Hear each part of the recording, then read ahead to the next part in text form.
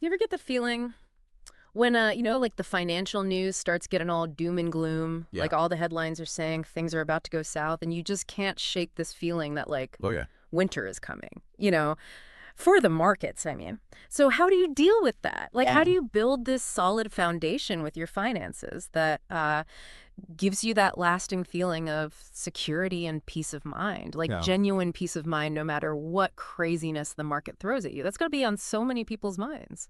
It is. And it's completely understandable. When the whole economic climate seems to be shifting like that, it's normal to feel uncertain. For sure. And that's exactly what we're digging into today on this deep dive. One of you actually reached out and shared some really interesting stuff with us from Tony Robbins' book, Okay. Unshakeable. It's called Unshakeable, Your Financial Freedom Playbook. I remember that one. I've heard good things. Yeah. So we're going to try to like pull out the core wisdom from this book and give you guys some practical knowledge you can actually use so you can feel more informed. And ultimately, like the title says, unshakable about your financial future. Makes sense. It's interesting. That book really seemed to resonate with a lot of people. And, It did. one thing that I think is really worth pointing out is like the people who endorsed it, like big names in finance. You had John Bogle, Oh, wow. the guy who like pioneered those low-cost index funds, Huge. which is really relevant to what we're going to talk about today with like minimizing fees and all that. And then you had Ray Dalio. Oh, of course, from Bridgewater. Yeah. Yeah, he's Yeah. like a leading voice in understanding those economic cycles and, winter's coming and all that. He knows all about that. Oh, yeah. And it doesn't stop there. You had Mary Callahan Erdos from JP Morgan Asset Management, T. Boone Pickens, David Pottruck, even Kyle Bass. Kyle Bass. Yeah. The guy who, basically predicted the whole subprime mortgage crisis. That's him. Yeah. And made a killing off of it. Yeah. So when you see names like that all agreeing that this book is worth reading, it's like, all right, Yeah, you got to pay attention. there's going to be some serious insights in here. So our mission for this deep dive is pretty clear. Lay it on me. We want to pull out those key strategies and essential knowledge from Unshakeable and like really give you the tools to navigate the financial world, Absolutely. With more understanding and a stronger feeling of control. We're going to talk about how to understand those ups and downs in the market, which Oh, yeah, they're always going to happen. they're inevitable. Yeah. We're going to look at how fees can secretly eat away at your returns. There are all sorts of hidden fees out there. All the time. And then we're going to talk about why trust is so important and why having your own personalized financial plan is like essential. Okay, so let's unpack all of this. Let's start with something that's always on everyone's mind, those market swings. Right.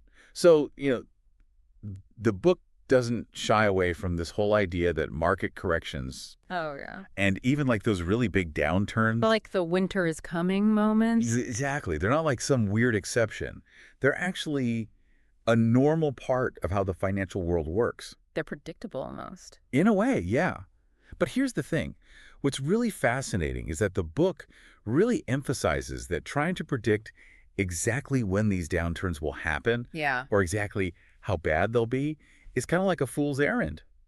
Absolutely. He actually talks about those smooth-talking TV pundits. Oh, I know exactly who you're talking about. And those Wall Street economists in their fancy suits acting like they've got some secret map. But you love to pretend they know. But they don't. No one has a crystal ball. No one can perfectly time the market. And this brings us to a super important point from the book. He calls it Freedom Fact 4. It's so important. Basically, it says that despite those scary short-term drops, the stock market has always trended upwards over time, Correct. historically. It's all about that long-term perspective. The book even brings up some really interesting data. Between 1980 and 2015, the S&P 500 had an average intra-year decline of 14.2%. Whoa! That's a lot. Like, on the surface, that sounds terrifying. It does, right? Yeah. But here's the thing. That's just the average drop within each year. Despite those drops, the market still ended up with a positive return in 27 out of those 36 years. Seriously? That's 75% of the time. So what does this tell us? Short-term volatility is just the price you pay for long-term gains. So don't panic and sell everything when you see a dip. Exactly. Don't let those temporary dips completely derail your long-term plan. If you step back and look at the bigger picture you see, the market is actually pretty resilient. Okay, that's a powerful reminder to not just like react emotionally to every little market wobble, Right. But what about those bigger downturns, you know? Ah, you mean bear markets. Yeah, those. The book actually gives some good historical context here. It does. And, understanding how often bear markets have happened in the past and how bad they've been can actually help you worry less about them. For sure. So if we go all the way back to 1900, there have been something like 34 bear markets. Wow. So it's like one every 3 years? Roughly, yeah. But if we focus on more recent history, like the last 70 years since 1946, it's been a bit less frequent. Like one every 5 years or so. Something like that. The point is, whether it's 3 years or 5 years, these downturns are just a fact of life when it comes to investing. Right. So if you're in it for the long haul, you're almost guaranteed to see a few bear markets. Definitely. And the book actually talks about what those downturns typically look like. Like on average, how bad did they get? So on average, the S&P 500 drops about 33% during a bear market. Okay, so a third of its value. Pretty much. But they don't last forever, thankfully. The average bear market lasts for about a year. That's still a long time to be losing money, though. It is. Even Jack Bogle, the index fund legend, he admitted that bear markets made him feel miserable. He said he'd get knots in his stomach. And you know what his strategy was for dealing with that? What? He'd reread books about staying the course. So even the giants of the industry feel the pressure. They do. But here's the key takeaway. And this is so crucial for your peace of mind. What is it? Bear markets always end eventually. And then what happens? This is where thinking long-term really pays off. Okay, I'm listening. So the book has all these examples from the past 70 years. It shows how the S&P 500 performed in the 12 months after it hit its lowest point in each bear market. Interesting. And you know what? The returns were huge, often way up in the double digits. Sometimes they even went over 50%. Stick out here. Seriously. History shows that after those scary downturns, there are often massive rebounds. That's why that stay the course advice is so important. It might sound simple, but it's like a key part of that unshakable mindset. Right. It's like the financial version of spring always follows winter. Exactly. It reminds me of what Warren Buffett always says. Oh, yeah. Be greedy when others are fearful. Love that one. It's like when the market's down, that's when the biggest opportunities for long-term growth pop up. Exactly. And it's about having the discipline to not only avoid selling low because you're panicking, but to actually think about buying when things are on sale. Buy low, sell high. It's like the golden rule. It is. All right, let's shift gears a bit and talk about something that can kind of sneakily eat away at your returns over time. Fees. Tony calls fees enemy number 2 in his book. And he's not wrong. What I found really interesting is how he emphasizes that the cost of investing isn't always super obvious. There can be all sorts of hidden charges lurking around. Okay, all the time. And because of this thing called compounding, even tiny little fees can end up having a huge impact on your savings in the long run. It's true. Think of it this way. Every dollar that goes towards fees is a dollar that isn't growing for you in the future. He uses this really vivid analogy in the book. He says that fees can chip away at your 401k balance like termites eating away at a house. Oh, no. And get this, the costs that come with some annuities can be as destructive to your financial future as Godzilla is to a city. Oh, man. That's a scary thought. And the book really dives deep into those hidden fees in 401k plans, which is something that affects a lot of people listening. A lot, yeah. One thing I found really eye-opening was this idea of an extra layer of fees. Like, it's often totally invisible, but it can take a massive chunk out of your returns. Huge. Robbins talks about this study by Robert Hilton Smith, who found up to 17 different fees and costs hidden in 401k plans. You're kidding. For the average earner, this can add up to hundreds of thousands of dollars lost over a lifetime just from fees. Hundreds of thousands, and it's all legal. Apparently. Man. So I guess one of the big culprits here is this thing called revenue sharing or pay to play. Yeah. Can you explain how that works? Why is it bad for investors? Okay, so it's basically this arrangement where 401k providers get paid by the mutual funds that are offered within their plan. So the companies that make the mutual funds. Right. And this creates a problem because now the provider has this incentive to include funds that make them the most money. Gotcha. Not necessarily the funds that are the best or the cheapest for you. Right. So the funds you see in your 401k might not be there because they're good. Exactly. But because the fund company paid to have them included. Think of it like a grocery store charging food companies for the best shelf space. Uh-huh. So you might end up with a bunch of junk food at eye level, even though it's not healthy. And these types of funds, they tend to be actively managed funds, right? A lot of the time. With higher fees, naturally. Of course. And what's especially worrying is that it's harder for smaller companies to offer those low-cost index funds in their 401k. Yeah. See, index funds, they typically have really low fees. Right. So they're not as profitable for the 401k providers. So the providers might just leave them out unless the company has a ton of assets in their plan. That's messed up. It is. Tony even shares this crazy example in his book.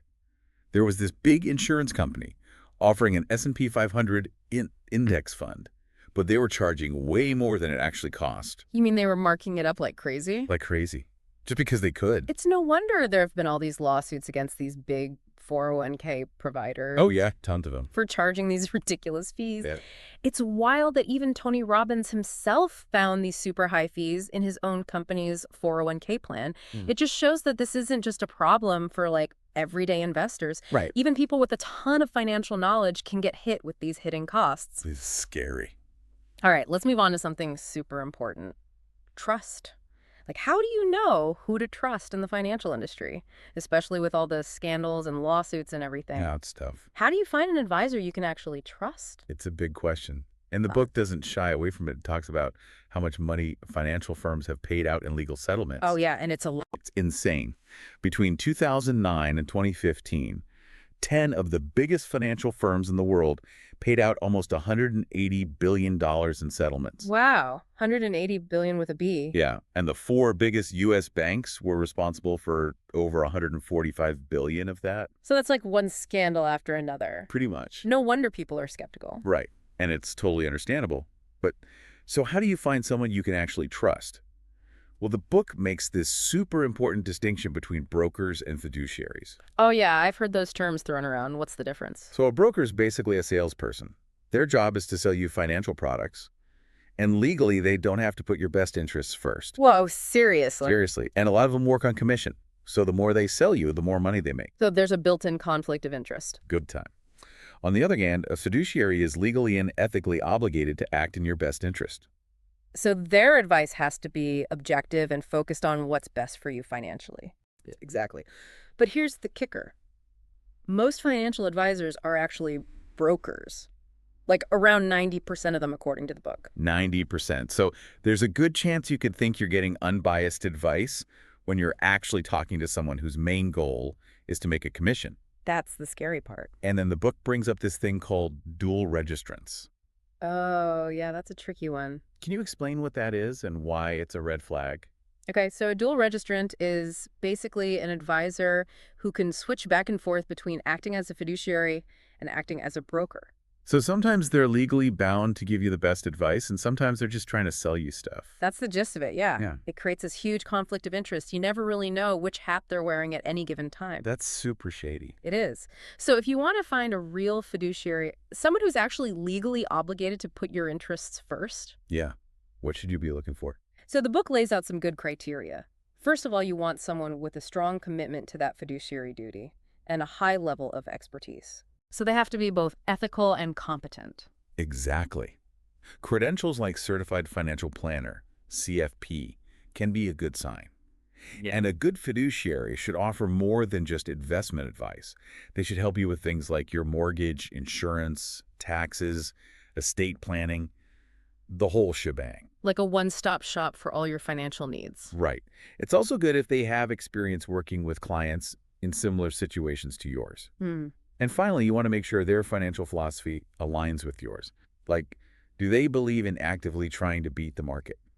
Or do they prefer a more passive approach with index funds? That'd be a good fit. Absolutely. The book actually mentions this firm called Creative Planning, run by a guy named Peter Mallouk. It's an example of a firm that operates without those commission-based conflicts. So they're truly fee-only. Yep. And they offer a whole range of services even for people who only have like $100,000 in assets. That's awesome. So finding the right advisor can really make a big difference. Okay, now let's get into the meat of the book. Building your own Unshakeable playbook. Let's do it. And understanding those core 4 principles for investing success. So this is where the book goes from explaining how things work to giving you actual strategies you can use. Right. Give us the goods. Okay, so the core 4 principles are like the foundation for creating a solid investment strategy that can handle anything the market throws at you. Okay, I like it. What's the first principle? Principle number 1 is don't lose. That sounds pretty basic. It does. Yeah. Right. But the book really stresses why avoiding losses is so crucial for your long-term financial health. Okay, I'm all ears. So it all comes down to math. If you lose 50% of your investment, you actually need a 100% gain just to get back to even. Oh, wow. Yeah, that makes So sense. it's not symmetrical. This is why protecting your money and avoiding big losses is so important. Uh-huh. So it's not about being totally risk averse. It's about being really smart about the risks you take. Exactly. The book actually talks about this guy, Paul Tudor Jones, and his 5-to-1 rule. What's that? So his rule is that he aims to risk $1 with the potential to make $5. Right. So even if he's wrong, most of the time, those few big wins can still put him way ahead. So it's like swinging for the fences, but only when you've got a really good chance of hitting a home run. Exactly. And Richard Branson's another great example. He's all about protecting the downside. Makes sense. And Carl Icahn. He talks about really understanding both the potential risks and rewards before you invest in anything, like really doing your homework. You got to know what you're getting into. For sure. And this actually ties into Warren Buffett's whole strategy of buying those undervalued companies during market downturns. Oh, yeah, that's classic Buffett. So the idea is that when prices are really low, there's less downside risk. But when the market recovers, those gains can be massive. Like buying a house on sale? Exactly. And he did this with Goldman Sachs and GE during the 2008 crisis. Tony Robbins even shares his own story about a trust deed investment where he limited his potential loss but still got a really good return. So it's like calculated risk-taking. Okay, so principle number 1 is don't lose. Principle number 2 is asymmetric risk-reward, which we kind of just talked about. Right. Making sure your potential gains are much bigger than your potential losses. I like it. What's number 3? Number 3 is tax efficiency. Ah, taxes. Yeah, it's easy to overlook, but the book makes a strong case that it's crucial. It's not just about how much you make, but how much you get to keep after the government takes its share. Tell me about it. So the difference between short-term and long-term capital gains taxes can be huge. Basically, if you hold on to an investment for longer than a year, you get taxed at a lower rate. That's good to know. The book shows how high fees and constantly trading can actually hurt your after-tax returns because you end up paying more in taxes. Interesting. And they strongly recommend taking advantage of tax-advantaged accounts like 401ks and Roth IRAs. Yeah, you got to max those out whenever you can. Absolutely. Yeah. They even quote David Swensen, the guy who manages Yale's endowment fund. He says it's super important to use every tax-advantage opportunity you can get. Smart guy. Oh, yeah. And get this. The book points out that a lot of brokers can't even give tax advice. So it's even better to work with a firm that has CPAs on staff. So you can get all your ducks in a row. Exactly. Tony Robbins actually talks about his own experience living in California, which has pretty high income taxes. California taxes are no joke. They aren't. And he says that made him think a lot about how to minimize his taxes and make his investments more efficient. Makes sense. The book even mentions these things called master limited partnerships, or MLPs, as a way to invest that can have some tax advantages. Interesting. So being smart about taxes is a big part of investing. Huge. Okay, so we've got don't lose, asymmetric risk reward, and tax efficiency. What's the fourth and final principle? The final one is diversification. Ah, yes. I've heard that one a lot. But why is it so important? Okay, so basically diversification is your shield against the fact that no one can predict the future.